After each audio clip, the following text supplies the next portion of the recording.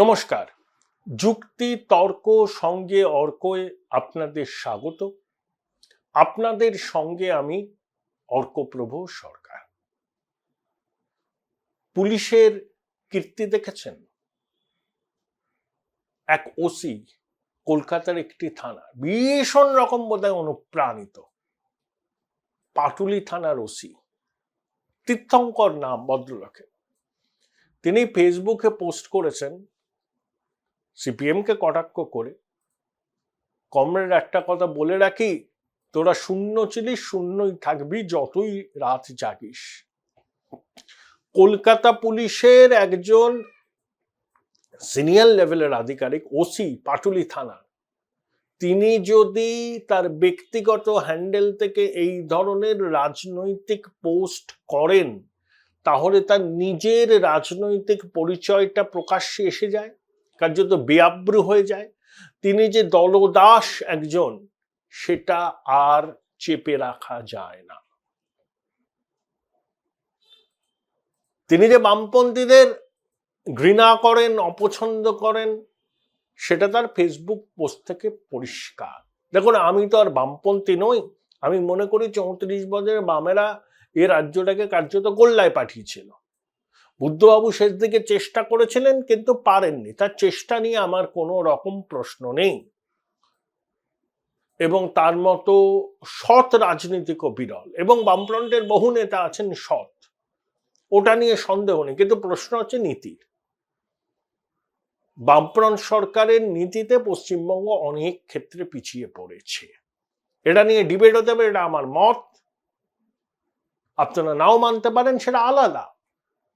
আমি যে পেশায় আছি সেখানে আমি তৃণমূলের সমালোচনা, সিপিএম এর সমালোচনা, বিজেপির সমালোচনা করতে পারি, প্রত্যেকটা সাধারণ মানুষ করতে পারেন। কিন্তু একজন পুলিশ অফিসার, তিনি কিন্তু তার ব্যক্তিগত অ্যাকাউন্ট থেকেও এই ধরনের রাজনৈতিক পোস্ট করতে পারেন না। পুলিশ তার বিরুদ্ধে কি ব্যবস্থা নেবে, কি তদন্ত হবে, কি সতর্ক করবে, সেটা পুলিশের ব্যাপার। কিন্তু এত অনুপ্রাণিত ব্যক্তিরা যদি কলকাতা পুলিশের গুরুত্বপূর্ণ পদে থাকেন, জেলাতেও এরকম পুলিশ অফিসার প্রচুর আছেন, তাহলে পুলিশের নিরপেক্ষতা নিয়ে তো আম আদমি প্রশ্ন তুলবেই। কেউ মমতা বন্দ্যোপাধ্যায়কে বলছেন মা, কেউ ওই যে পুলিশ ওয়েলফেয়ার বোর্ড নাকি একটা আছে, কালীঘাট থানায় দীর্ঘদিন যিনি ছিলেন, এখন বোধহয় অ্যাসিস্ট্যান্ট কমিশনার হয়েছেন, তিনি ভীষণ কালীঘাটের ঘনিষ্ঠ, তিনি ওগুলো চালান। মানে তার অনুপ্রেরণায় অনুপ্রাণিত হয়েছেন এই ভদ্রলোক।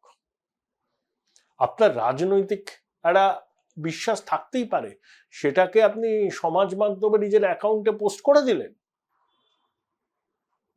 আপনি প্রবলভাবে বামফ্রন্ট বা সিপিএম বিরোধী, বুঝলাম, সিপিএম বিরোধিতা যদি আপনি করেন, করতেই পারেন।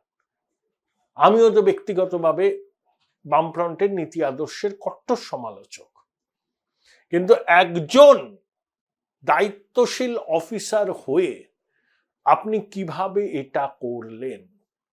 তাহলে কি তিলোত্তমার খুন ধর্ষণের প্রতিবাদে বামপন্থীরা খুব মিছিল করছে? তো সেই সব মিছিল সামলাতে গিয়ে আপনার সঙ্গে কোনো ভার্বাল ডুয়েট হয়েছিল? ভার্বাল ডুয়েল, একটা ক্ষোভ ছিল, একটা ক্রোধ ছিল, সেই ক্ষোভ আর ক্রোধের বহিঃপ্রকাশ কি আপনার ব্যক্তিগত পোস্ট থেকে হলো? যেটা করেছেন, আমার মনে হয় যে পুলিশের উর্দি আপনার গায়ে আছে, এগুলো না করলেই ভালো করতেন। আসলে বৃহত্তর পুলিশকে আপনি কিন্তু কাঠগড়ায় তুলে দিলেন। এই যে বিরোধীরা এবং সাধারণ মানুষের বড় অংশের অভিযোগ যে পুলিশ কার্যত দলদাস, বেছে বেছে বিরোধী দলের নেতা কর্মীদের তারা হেনস্থা করে, মিথ্যা মামলায় ফাঁসায়, আর শাসক দলের কর্মীরা, দুষ্কৃতীরা বহাল তবিয়তে ঘুরে বেড়ায়। দেখলেন না ডায়মন্ড হারবারে কি হয়েছে? জেলা দায়রা বিচারককে একজন পুলিশ অফিসারই তো দুষ্কৃতীদের মদত দিয়েছে আবাসনের জলের লাইন, বিদ্যুতের সংযোগ কাটার জন্য। অর্থাৎ কিরকম দলদাস পুলিশ দেখুন। আর একবার প্রমাণ হলো, ওটা তো আবার ছোট বাবুর জায়গা। পাটুলি তো দক্ষিণ কলকাতা, একেবারে শাসক দলের খাস তালু। তা বেছে বেছে এরকম অনুপ্রাণিত অফিসারদের দায়িত্ব দেওয়া হয়েছে লালবাজারের পক্ষ থেকে। এরপরেও আমরা যদি পুলিশের কাছে নিরপেক্ষতা আশা করতে পারি, এই যে আরজি করে 14ই অগাস্ট রাতে যে দুষ্কৃতী তাণ্ডব হলো, কজনকে পুলিশ ধরেছে? সরকারি সম্পত্তির ভাঙচুর মানে আমাদের করের টাকায় সরকারি সম্পত্তি, কি ব্যবস্থা নেওয়া হয়েছে? ক্ষতিপূরণের টাকা কি আদায় করা হয়েছে? সম্ভবত হয়নি। কমিশনার আই এম অ্যাংরি বলছে। টালা থানার ওসি ঘুরে বেড়াচ্ছিলেন বেসরকারি হসপিটালে ভর্তি হওয়ার জন্য। টালা থানার এক এসআই ময়নাতদন্তের বোর্ডের কাছে বলেছেন বিশেষ কারণে 4টের পরে করতে হবে ময়নাতদন্ত। কি তাড়াহুড়ো! Join Indian Institute of Hotel Management now. Right choice, right decision. 300-400 police শ্মশানে চলে গেল তিলোত্তমার দাহ কাজ যাতে নির্বিঘ্নে হয়।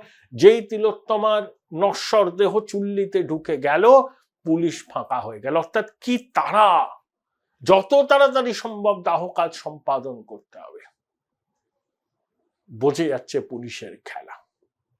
বহু পুলিশ কর্মী আছে যারা নির্ভীক, যারা পেশাদার, যারা কিন্তু আইনের শাসনটাকে বজায় রাখতে চায়।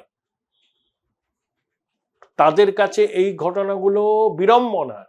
তাদেরও তো পরিবার পরিজন আছে, সেখানেও তো তাদের জবাবদিহি করতে হয়। তারা তো আমাদের সহনাগরিক, তারা কিছু বলতে পারেন না, ভিতরে ভিতরে হয়তো গুমড়ে মরেন। আর এই ধরনের অনুপ্রাণিত অফিসাররা আবেগের বশবর্তী হয়ে এমন এমন সব কাণ্ড কারখানা ঘটান, সমগ্র পুলিশ ফোর্সের বিশ্বাসযোগ্যতা নিরপেক্ষতা নিয়ে বড় প্রশ্ন উঠে যায়। ভাবুন, একটু ভাবুন, একটু ভাবা প্র্যাকটিস করুন। এভাবে বেশি দিন চলতে পারে না। জনগণের বিশ্বাস যদি আপনারা হারান, অনুপ্রাণিত হলেও সেই বিশ্বাস কিন্তু ফিরে পাবেন না। আপনারা কিন্তু মানুষের বন্ধু, সমাজ বন্ধু, এটা মনে রাখবেন। অনুপ্রাণিত হলে সাধারণ মানুষের বিশ্বাস আস্থা আপনাদের উপর টলে যাবে। এবার আসি আমাদের মহামহিম রাজভবনের বাসিন্দাদের উপর। এই ভদ্রলোক জবে থেকে এসছেন নাটকীয়। বর সন্ধ্যেবেলা রাত্রিবেলাটা সানগ্লাস পরে থাকেন আর ভিক্টোরিয়ান স্টাইলে বড় বড় কথা বলেন। পঞ্চায়েতের আগে মিস্টার এসএসসি বলেছিলেন, it's a time for an action.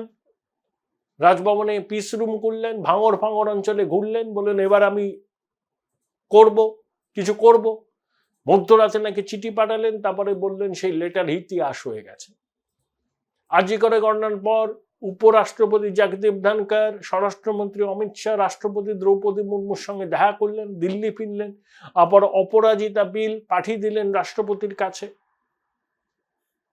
এখন জুনিয়র ডাক্তারদের সঙ্গে মুখ্যমন্ত্রীর বৈঠকটা হলো না, স্নায়ু লড়াই চলছে। এখন রাজ্যপাল নিদান দিচ্ছেন তিনি মুখ্যমন্ত্রীকে সামাজিক বয়কট করবেন। Socially boycott the chief minister. I will socially boycott the chief minister. Socially boycott means I will not be sharing any public platform with the chief minister. Last but not least, I'm deeply pained that serious allegations of a criminal nature has been leveled against. অর্থাৎ মুখ্যমন্ত্রী কোনো অনুষ্ঠানে গেলে সেখানে তিনি থাকবেন না। নবান্ন রাজভবনের সংঘাত নজিরবিহীন পর্যায়ে গেছে, কারণ রাজভবনের বিরুদ্ধে, রাজ্যপালের বিরুদ্ধে সেখানকারই এক অস্থায়ী কর্মী মারাত্মক অভিযোগ এনেছিলেন, মহিলা কর্মী। সেটা নিয়ে জলগোলা হয়। ওই ডিসি সেন্ট্রাল বা বিনীত গোয়েল 2 অফিসারের বিরুদ্ধে রাজ্যপাল নালিশ করেছিলেন। স্বরাষ্ট্র মন্ত্রক বোধহয় ব্যাখ্যা ট্যাখ্যা চেয়েছে, এসব হয়েছে আর কি। দেখুন, জগদীপ ধনকরের সঙ্গে তৃণমূল সরকারের কড়াকড়ি লেগেই থাকতো। জগদীপ ধনকর নিয়ম করে ডিজি, হোম সেক্রেটারি, চিফ সেক্রেটারিকে তলব করতেন, একের পর এক সমাজ মাধ্যমে পোস্ট করতেন, সাংবাদিক বৈঠক করতেন, কিন্তু কখনো তার ব্যক্তিগত ভাবমূর্তিতে আঁচড় লাগানো যায়নি। বিজেপির জনগণের রাজ্যপালের মডেল আছে, যেমন আরিফ মোহাম্মদ খান, তেমনি ভূতপূর্ব রাজ্যপাল এখন উপরাষ্ট্রপতি জগদীপ ধনখড়, তারা বিজেপির এই জনগণের রাজ্যপালের মডেলটাকে মেনে চলেন। সিবি আনন্দ বোস প্রথমে এটা মানতে চাননি, তিনি অ আ ক খ শিখছিলেন, হাতে করি হয়েছিল। তিনি বড় বড় মনীষীদের সঙ্গে মুখ্যমন্ত্রীর তুলনা করেছেন একটা বেসরকারি বিশ্ববিদ্যালয় সমাবর্তনে গিয়ে। তারপর যখন ঢাঁটানি খেলেন কেন্দ্রীয় স্বরাষ্ট্র মন্ত্রকের কাছ থেকে, বিজেপির নেতারা নালিশ জানালেন, তখন তিনি আবার জগদীপ ধনখড়ের যোগ্য উত্তরসূরি হতে চাইলেন। কিন্তু ওই পচা মুখে তার পা কেটে গেল। এখন তিনি আবার বড় বিপ্লবী হতে চাইছেন। ইনি অনেকবার বলেছেন it is time for an action, ঘোড়ার ডিম হয়েছে। তাই উনি এখন বলছেন, সংবাদ মাধ্যম খবর করছে যে মুখ্যমন্ত্রীকে সামাজিক বয়কট করছেন। সে আপনি এসব বলতেই পারেন, কিন্তু রাজভবনের যে গরিমা, সেই গরিমা কিন্তু একটু নষ্ট হয়েছে। এবং আপনি আপনার সাংবিধানিক দায়িত্ব পালন করুন।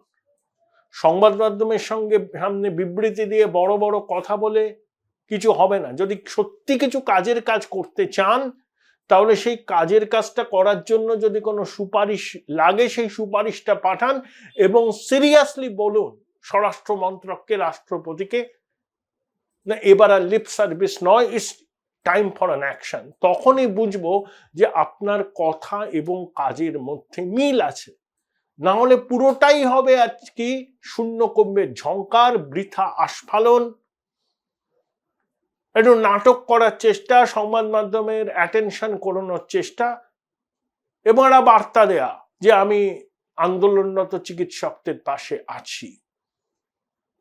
আপনি পাশে থাকতেই পারেন, কিন্তু সাংবিধানিক প্রধান হিসাবে আপনার অনেক দায়িত্ব আছে, সেগুলো পালন করুন।